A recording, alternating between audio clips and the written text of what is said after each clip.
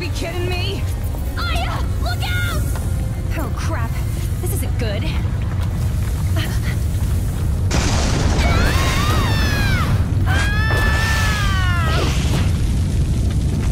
You'll pay for this! I'll remember you! Hello everyone, this is Derek, back again for another My Thoughts video. Today I am talking about the game Onechanbara ZII Chaos for the PlayStation 4. This is actually the third game in the Onechanbara series, but this is the first one that I've played. The other two are on the, I think the 360 and then one's on the Wii, so it sort of jumped all over consoles, which is kind of strange. There are also a lot more games in this series that were released in Japan and Europe, but there are only 3 that were released in America. This game is an action game that very much sort of is inspired, I guess, by B-movies. Not so much in the way of something like where it's an homage to B-movies, like something like House of the Dead Overkill. It's not quite like that, but it definitely is something that has a Tromaville sort of feel to it, if you know what that means, where there's lots of boobs, lots of blood, lots of just crazy over-the-top action. And so if that's something that you would like, I think there is a lot to like in this game. Now, I will say that it's not really for everyone, because the game does have some limitations, and depending on what you're looking for in an action game, it might really not be enough for you. However, I had a lot of fun with it. I still thought it was a lot of fun for what it was. Let's get into some of that and why I feel that way. Now, the first thing to talk about, like I said, it is the third game in the series, and there is some backstory that I'm missing by having this be the first game in the series that I've played. There were some relationships and things people were talking about, different past events that I didn't really know anything about. However, it really doesn't affect the enjoyment of the game. And I'm someone who really gets kind of uptight about the story, and I want to understand, and I don't like not having played the previous games if I can help it. But really, this game is all about the gameplay. That's what it's focused on, and the story is there and it's fine, but it's really not what we're coming for. So I wouldn't let that hold you back if you were wanting to play the other ones. I think it's really not going to be that big of a deal. Obviously, if you have played the other ones, I'm sure there is some extra level, layer of interest or satisfaction, enjoyment that you'll get out of it that I didn't, but I still had a good enough time to certainly justify playing it without having played the other two. I also think the other two are getting a little bit hard to find these days, especially the one that was on the 360. I just never really see that one out anywhere.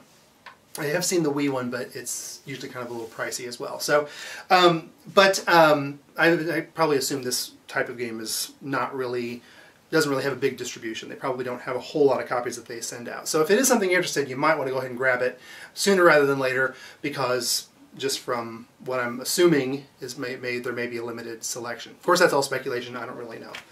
But in any case, to get to the actual talk about the gameplay, the story itself is, like I said, it's not really the focus, but it is about these two warring clans, the vampires and the baneful, who have had this blood feud for centuries. Something happens at the beginning of this game that forces them to have to work together, so you are working with them.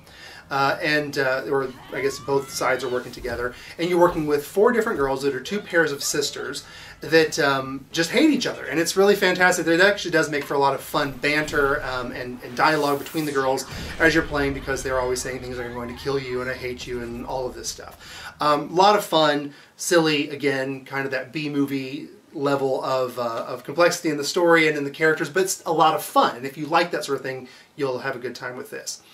But with the gameplay is pretty much a melee brawler type of game. Each of the 4 girls have 2 different weapons that they can use. The thing that I did notice about this game, though, I didn't really find a ton of difference between the 2 different weapons, except for the vampire girls, the Kagura and her sister. I can't remember, I think it's Saki. The names kind of blend together after a while. But one of them, for Kagura, she uses swords, which are great for like single enemies, boss fights, and then she also has daggers that are good if you get surrounded, because they are sort of attack in a circle around her.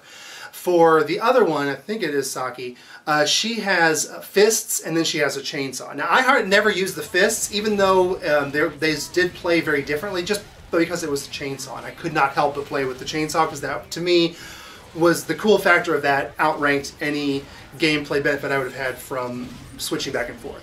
But as far as the Baneful girls, I really didn't notice a ton of difference between the two different weapon types. So pretty much what I did was just pick one and go with it.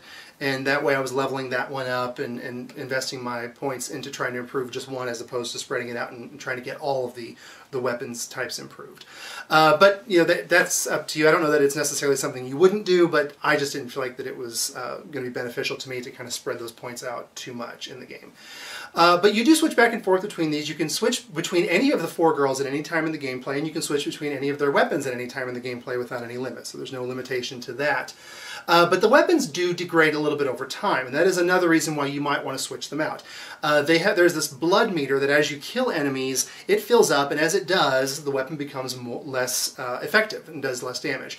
So you can switch that out to the other one in case that happens.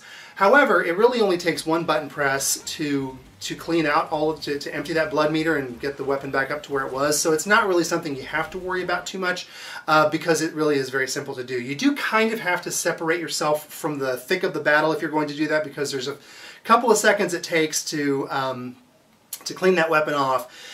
So you kind of have to plan around that. And on the higher difficulty levels, it might be something that really does become strategic, trying to figure out when to switch back and forth or clean the weapon or that sort of thing.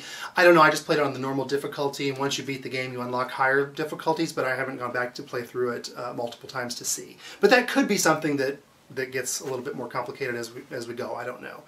But in any case, in the normal first time playthrough, I didn't feel the need to switch back and forth, and the blood cleaning really wasn't that difficult to find a moment to do.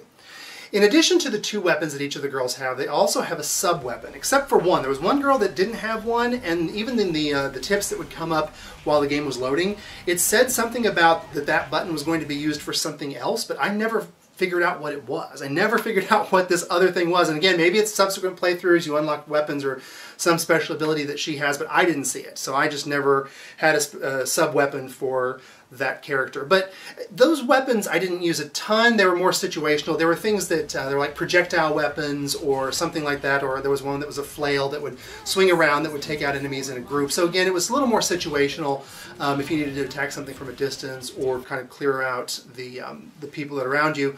Then I would use them. But other than that, it was pretty much just hammering on the regular attack button. And that is something where I feel like the game is going to kind of be a little bit underwhelming for people if you're really hardcore action fans. I mean, the game does not have the level of complexity of Bayonetta or Devil May Cry or any of these sort of action-heavy games where there's lots of combos and a lot of different sort of enemy types that you have to plan around and strategize around.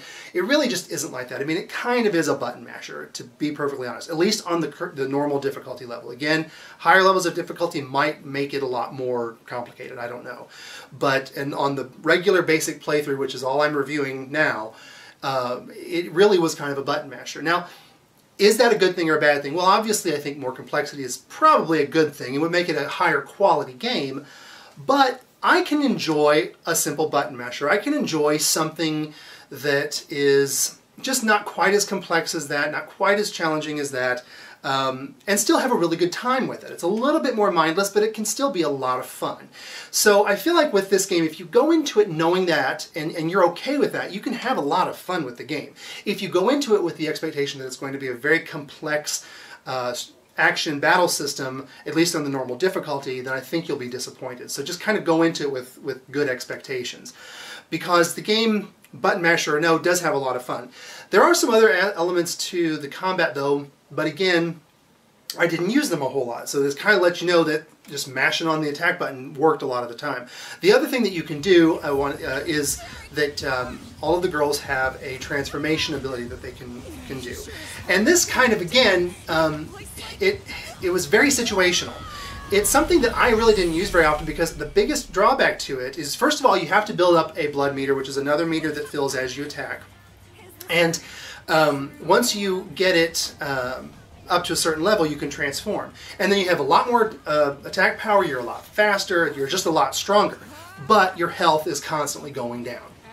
It kind of made me feel like there are a lot of the old NES games or Super NES games where they always had the most powerful ability or attack, but it always came at a cost. It was usually your health. And in those games too, I never used it. I could never find a time when it was advantageous to to jeopardize my health in order to be stronger. Now, again, higher difficulty, maybe that changes, but at least in the normal difficulty, I was fine getting through most of the game without having to use that. Occasionally I did on certain boss fights and stuff, and if I had some healing items where I knew I could make up for it, it wasn't a big deal, but still, it was something that was just very situational. And then the last thing that I wanted to talk about with the combat, as far as at least the differentiation between the girls, is that each one of them has a magical spell, special ability that you can use. There's yet another meter that builds up. This time it builds up as you do combos. So this meter is for combos. The other meter for the blood, I think, is just however many enemies you kill. So they're a little bit different, but it's still lots of meters filling up to unleash different abilities. But this one, when these meters fill up, you can push the button to do the special attack. And it is a pretty nice big magic attack that will take out quite a few enemies. There are also some enemies in the game that have to be killed with that. That's the only way you can take them out, is with the magical attacks. So it's something where you really have to kind of work.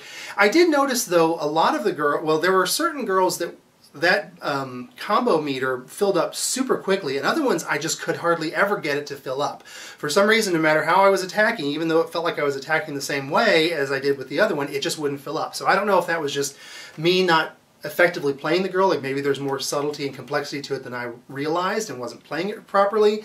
But usually what I would do is I would have that one girl that she would always be the one I would go to if I came across those enemies that required that, because she's the only one that could pretty much be guaranteed to get that meter to fill up in any kind of efficient manner. So again, that may just be my being terrible at the game, I don't know, but that was my experience with it. It seemed like that was a little unbalanced in a way. In addition, also, there is one other thing I wanted to mention as far as how the two factions play a little bit differently in that each one has sort of a special ability. So again, the two sets of girls, each set of girls has a different ability. One of them is the ability to dodge. Now, all of the girls can dodge, but one of them is kind of, will go into sort of a bullet time, like in Bayonetta, if you've played that game. So if you dodge at just the right moment, just before you get hit, you'll slow down time just a little bit. It's not nearly as elaborate as Bayonetta's bullet time, or sorry, witch time, not bullet time. But it's not nearly as complex as that, nor does it last as long. But it does slow down time just for a little bit to kind of let you get off an extra hit or maybe two while that's happening. The other girls can dodge, but they don't get that time slowing down. The other thing that the other girls get is they do have a little bit of health regeneration when they're not being used. So it is really nice to have, I would usually start with one of those girls, and then as I was taking damage, I'd switch to someone else so I could let her attack or her health bar fill back up. So the other girls don't have that, so there's a little bit of trade-off there. So there are differences in how each of the girls plays, but overall it's not they're not super differentiated. It's still pretty much kind of an easy pick up and play sort of thing. If you can mash the buttons, you can probably get through it. I did find there was one special move that all the girls have where you hold down the jump button and you lunge toward an enemy and then you get a lot of hits on it. I tended to find myself using that more than anything. That was the attack that just seemed the most efficient. You could jump and they really didn't seem to get many opportunities to attack you back. And it was just quick, because sometimes you'd have these very long distances where you're needing to get to the other person. It was just a lot faster to do that and leap toward them as opposed to walking toward them. So again, I mean, this is kind of just a short review. There really, to be frank, isn't a whole lot to talk about with the game. It's a very straightforward action game, but I think it has its place. I think that there is something to be had, even though it doesn't have the level of complexity as some of the higher-end action games. I think that it still can be a lot of fun to just sort of sit down and button mash a little bit. I mean, I've heard similar things be said about games like Dynasty Warriors, which I like those a little bit as well. I'm not a huge Dynasty Warriors fan, but I've played some and I like it. And I think there is a place for that, a place that kind of fits the same mold as level grinding in an RPG or something, where you have an activity that's a little bit mindless, that's not super mentally taxing, but that is fun and relaxing and well, not relaxing. I guess I wouldn't say the combat in here is relaxing, whereas level grinding can be.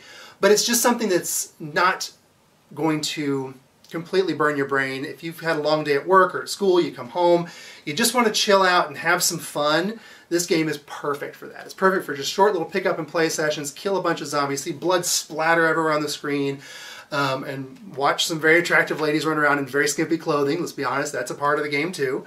Just for that kind of fun, kind of very, I wouldn't say sophomoric, but just sort of a I don't know, easygoing kind of fun. I think there definitely is a place for the game.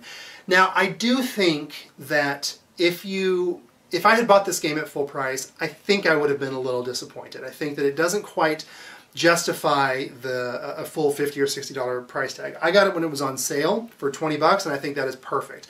Now, I will say, however, even though the game itself is probably closer to about a $20 or maybe $30 game as far as value, in my opinion, the box is actually nice. So there is something to be said as far as, you know, money or value for dollar. This is actually a nice little set. As far as I know, this is the only set that's come out. So unless you're buying it used, you're going to be getting this one because it comes with a really nice art book. It comes with a soundtrack. It comes with some downloadable costumes and stuff. It's actually a nice little set, a nice little package that you get with it. And so if you can get it at a decent price at 20 or 30 bucks, you're really getting a steal. I think 50 or 60 is a little too much, I think, for what it is, in my opinion, because it is not as complex or as engaging in that way as some of the higher end action games. But I still think, again, if you go into it knowing what to expect, you can have a lot of fun with the game. I certainly did, and I now actually want to pick up the earlier games even more so because I want to see what those were like, if I can find them for a halfway decent price. All right, well, thank you so much as always for watching. I hope that you enjoyed the video. Hopefully I will be having another game video coming out in a little bit more of a quick, rapid pace this time.